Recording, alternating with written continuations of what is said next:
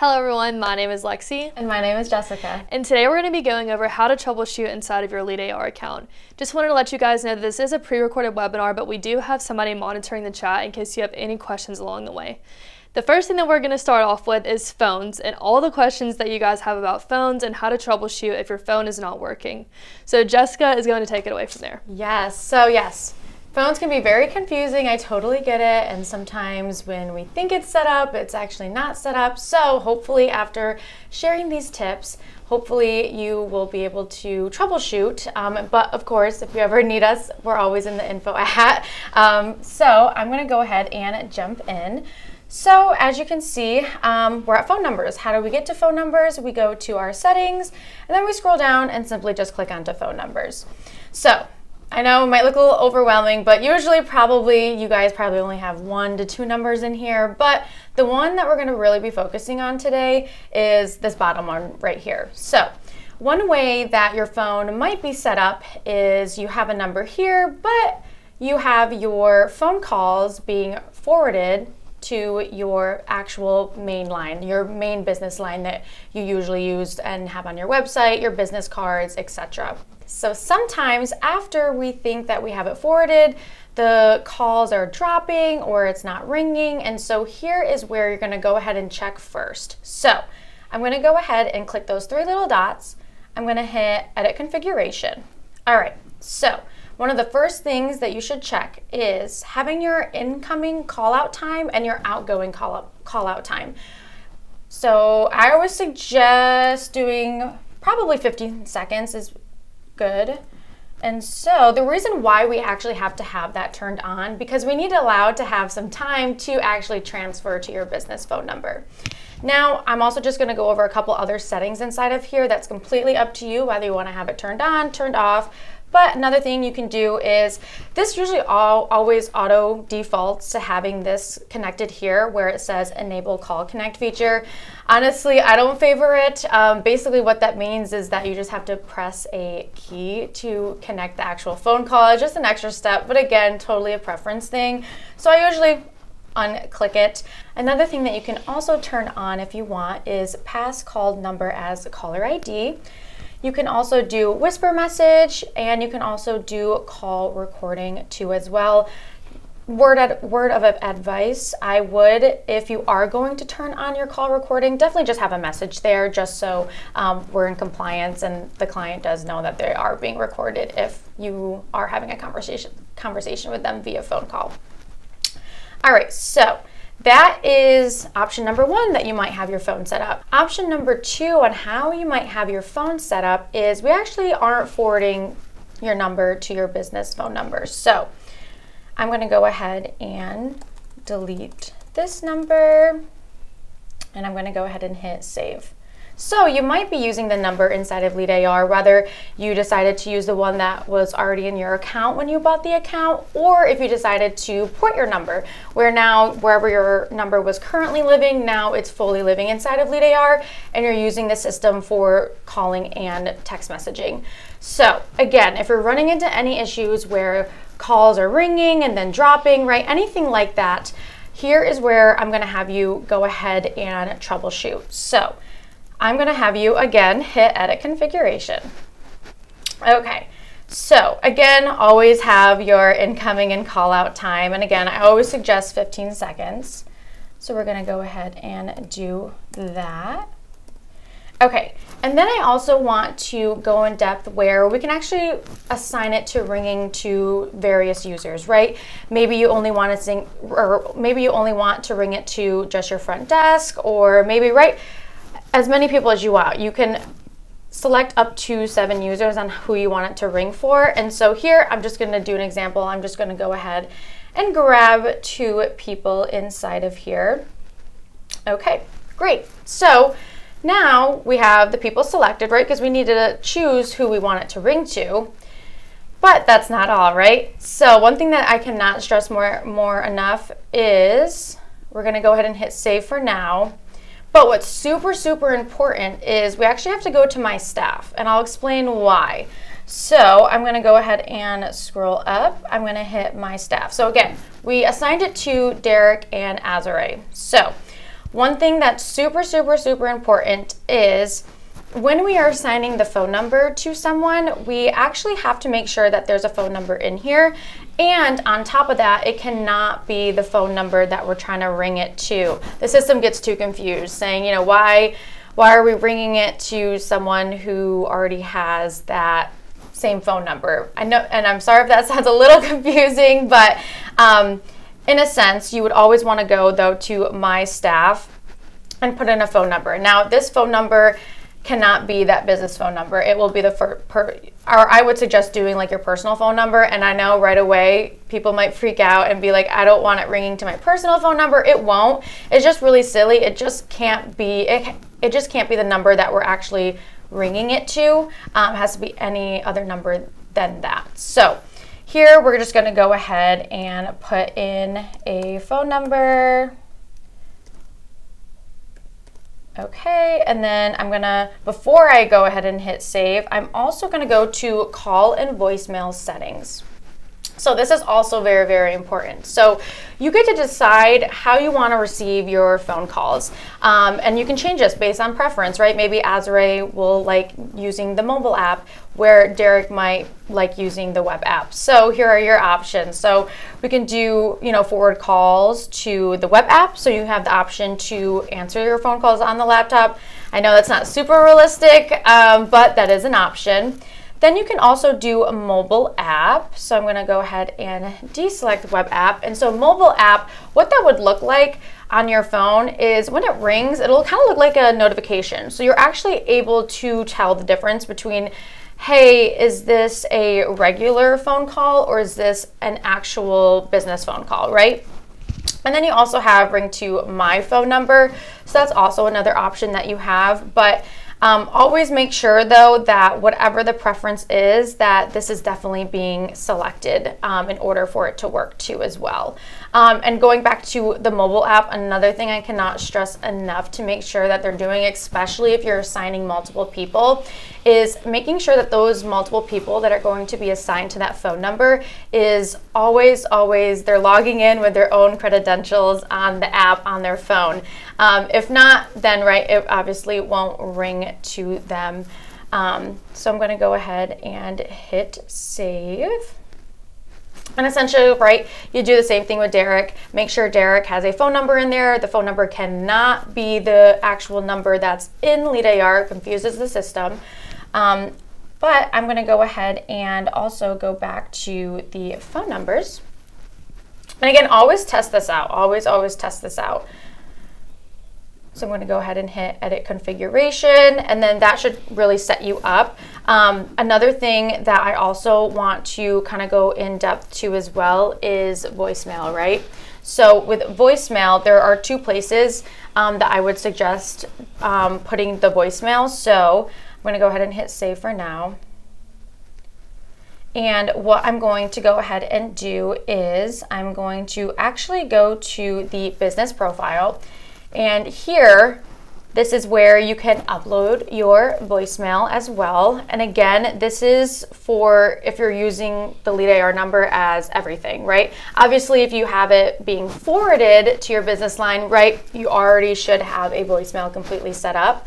So here's where to upload it here. And then just to be safe, if you upload that and still we're having issues where it's, you know, still like an automated voicemail, right? It's not the one that you have customized, right? Another thing that you can always do is, again, remember, we are selecting and assigning who it's going to ring to. So to be on the safe side, another little tip to also troubleshoot with for voicemail is, right, we're just going to do the same example. We're going to go find Azure. And another place that you can always upload it to as well is you can upload it right here. All right, so that's everything with phone numbers. So hopefully this helps you if you ever run into any issues where it's not ringing, calls are dropping, anything like that. Hopefully this helps you troubleshoot and have it work the way that we want it to work. Another troubleshooting hack that you might want to be able to solve on your own is when an SMS fails or doesn't send, or maybe you're getting an error. So the first thing that you're going to want to do is log into your LeadAR account and go exactly to your contacts page. Once you're in your contacts page, you'll be able to click on bulk actions. and you will see that you have sent that bulk SMS. So let's say that you sent the bulk SMS yesterday. I would normally wait about a day just to get the true metrics that you're wanting to look at. So the next thing that you're going to do is click on Show Stats. And once you've clicked on that, you can actually click on the sent right here, and that's going to pull up these statistics. So you're going to see how many it attempted to, delivered, clicked, and just a piece of advice, I would always try to put something in there that's clickable, whether that's a trigger link or even just a picture. I feel like it might track it if you just click on it that way as well. But you can also see like who failed. There's a couple of reasons why people fail, and it might be because they have put you on D&D or unsubscribed from the message. They have an invalid phone number, so maybe you got one number wrong whenever you're asking that information. That's obviously not going to send to them. And then another thing as well is it being sent to a landline. Those are the three main reasons why we see phones fail as far as sending out a bulk SMS or anything like that. So there are a couple of ways that we can actually address this and take those people out before you send out that bulk SMS.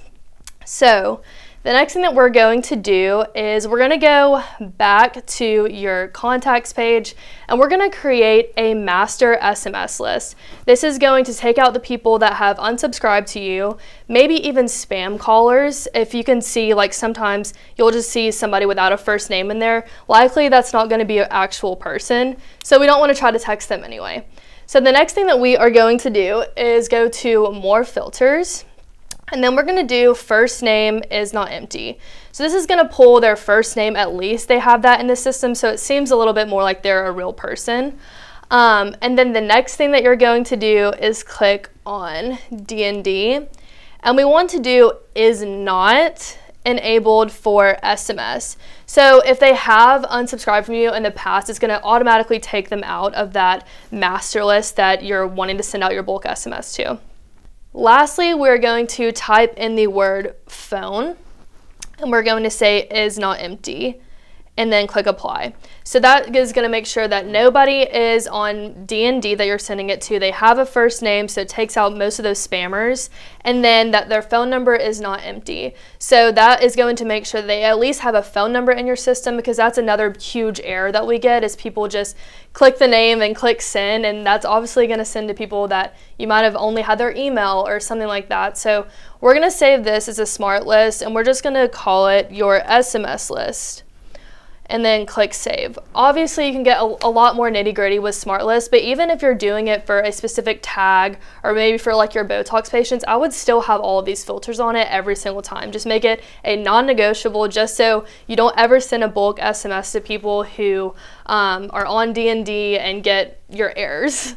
So yes, and another thing that I want to add on to everything that Lexi said is that your smart list actually is always auto-populating at all times. So you never have to, a couple weeks down the road, months down the road, be like, hey, is this list even accurate anymore? It will always, always be accurate, right? Let's just say an example, right? You send out a mass text and 3 people unsubscribe. Those 3 people will actually automatically be taken out of that master list. Same thing with new people coming in, right? You get new leads, new clients, right? Again, those people, as long as they have and meet all those requirements, them too will also then get added into that master list. So I also just wanted to piggyback off of what Lexi said. Jessica is also going to dive just a little bit about emails, having that email master list. This is going to be the same exact filters, except email is not empty. So, but if you wanted to just touch on that or show them how to make one, that's totally fine. Totally. So yeah, same exact thing. And again, just some of the things like very similar with what you might see with phone number is, right, they might be on D&D, or another one, right, because it's so easy when clients are like typing in their information, creating a patient profile in aesthetic record, right? So easy to accidentally, have an extra typo in your email, right? And so it'll show, invalid email, but it's also good information, right? Because when you do look at your stats, now next time, if you remember next time that they come in, right, we can say, hey, I noticed that we don't have the right email. I want to make sure that, or there was a typo in your email. I want to make sure that, you get all of the deals and specials that we're offering. So I'm going to go ahead and make that smart list. So same exact thing. Now you can see that we are still in the list for SMS list. So always remember, my best advice is always just make sure you go back to all, right? We always want to go back to our main database to make another smart list. So same exact thing. We're going to go ahead and go to more filters. I'm going to do email, and we're going to do email is not empty, right? Because we want to grab everyone that does have an email. So I'm going to go ahead and click apply. We're going to add some more filters, very similar. So we're going to do D&D. D&D is not enabled for email. And then again, same thing, right? Totally might run into some spammy accounts. So you can do like the same thing where they have to have a first name. First name is not empty. And then we can save, and again, completely up to you. We can call this whatever we want, but I'm just gonna call this master email list.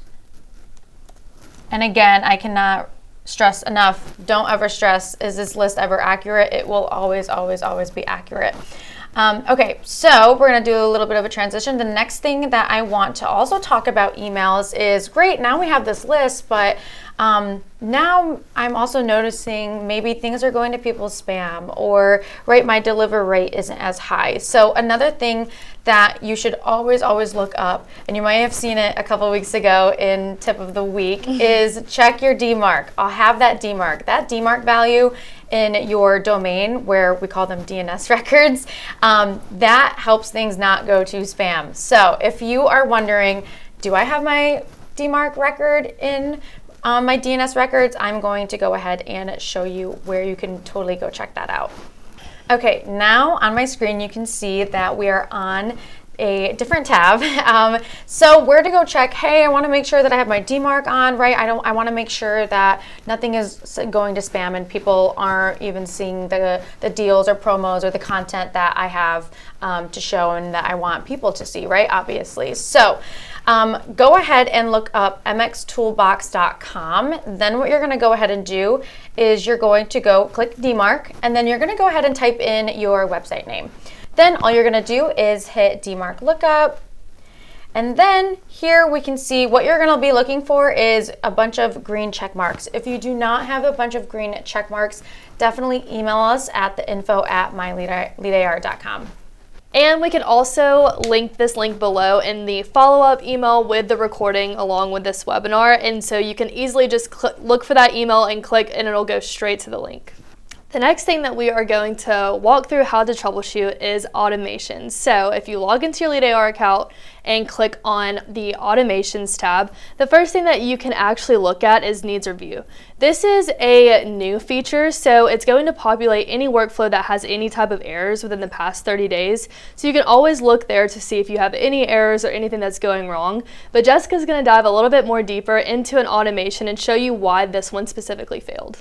Yes. So, of course, like Lexi said, automations, right, they can be a little overwhelming and a lot to take on. And so, very easy to, accidentally have like the smallest little step that's wrong, right? And so where she showed is a great tool to look at. But I also want to show you if you have a automation and, right, you notice, oh, right, why didn't this person fall in, right? Kind of more of like a one-off case. You're like, why didn't this happen, right?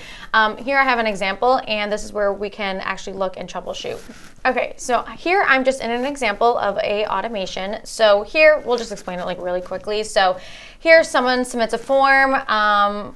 Are they already a client? And right, maybe you have two different locations. So we have it split up to, if they're from location A, right, they get this email. If they're from location B, they get this email, right?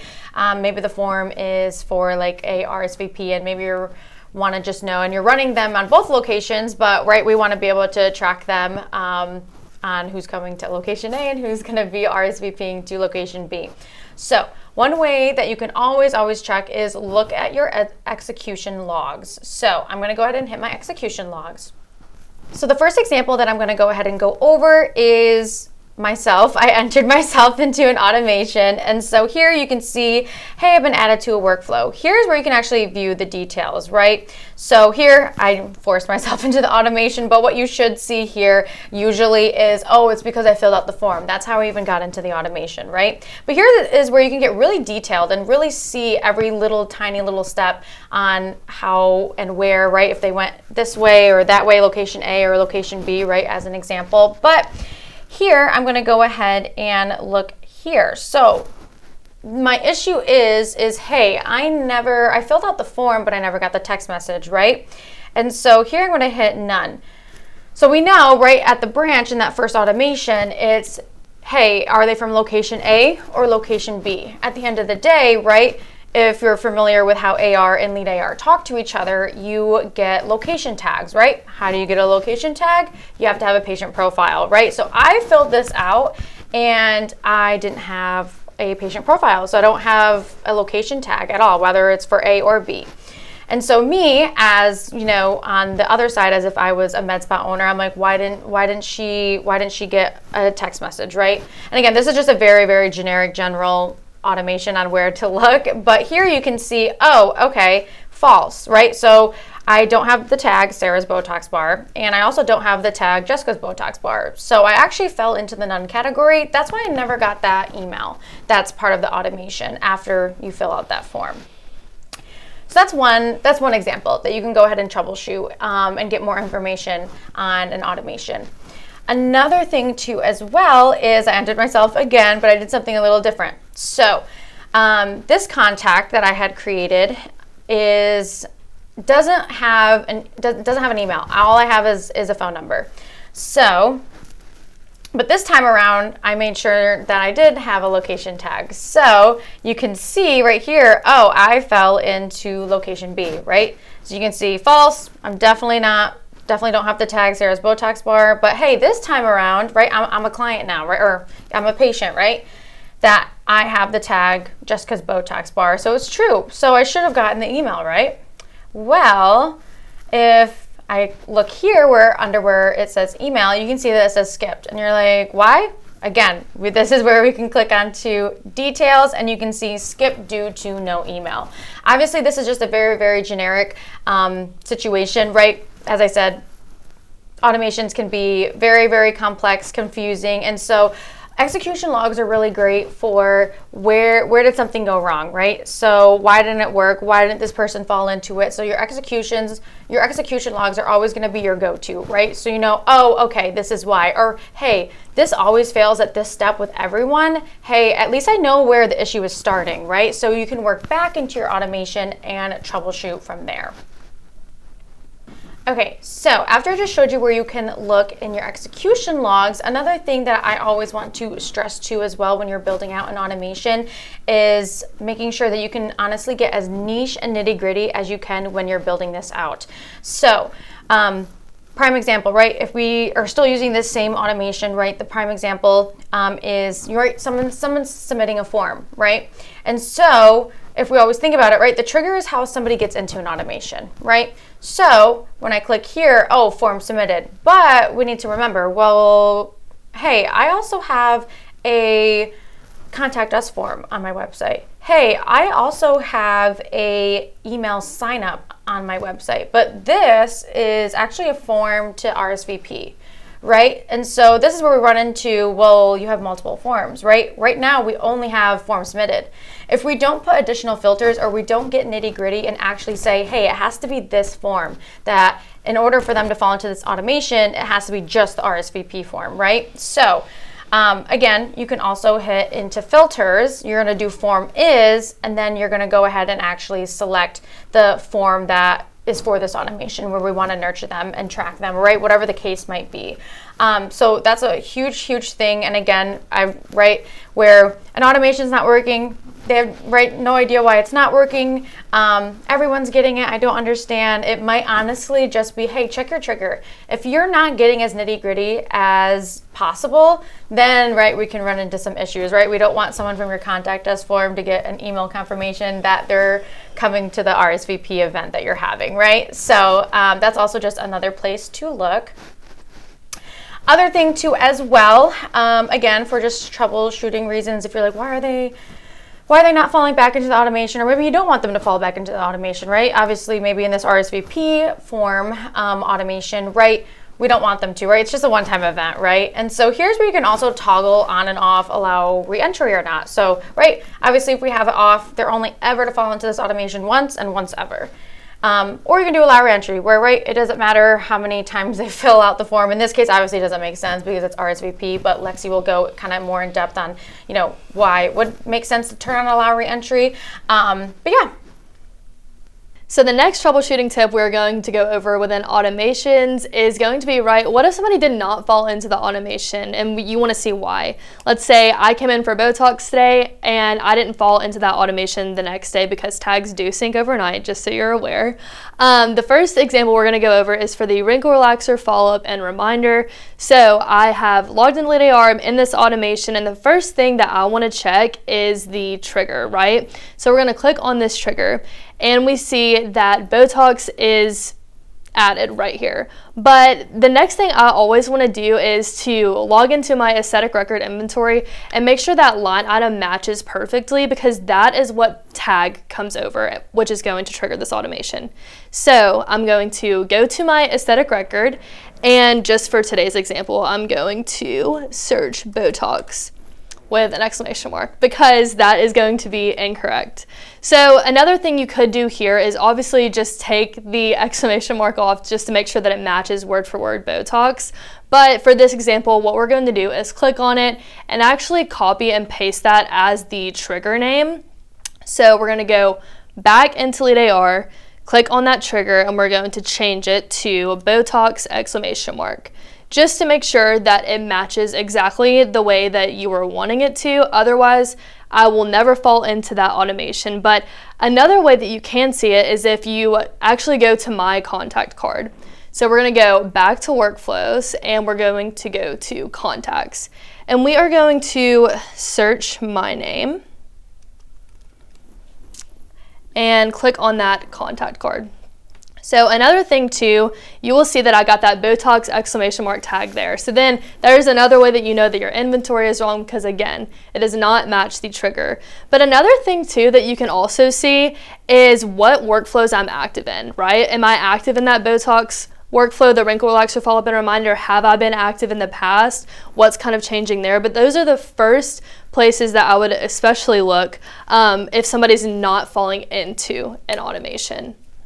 Lastly, another thing that our team does offer is a tag audit. It's $199, a one-time fee, to make sure that all of your triggers match exactly to your inventory. So if you are interested in that, you can feel free to email us at info@myleadar.com, and we will be able to schedule a pre-audit call and a post-audit call and make sure that all of your inventory matches for you, just because I know that it can be time-consuming, and if you're on the Grow Plan, you have over 60 automations, so that might be a little tough to make sure that everything matches exactly. But if you are interested in that, please feel free to reach out, and we'll be more than happy to help you. All right, well, that wraps up our webinar for today. Hope you found some of the troubleshooting tips helpful, but other than that, if you have any questions, of course, email us at info@myleadar.com. But other than that, we'll see you next month. Bye.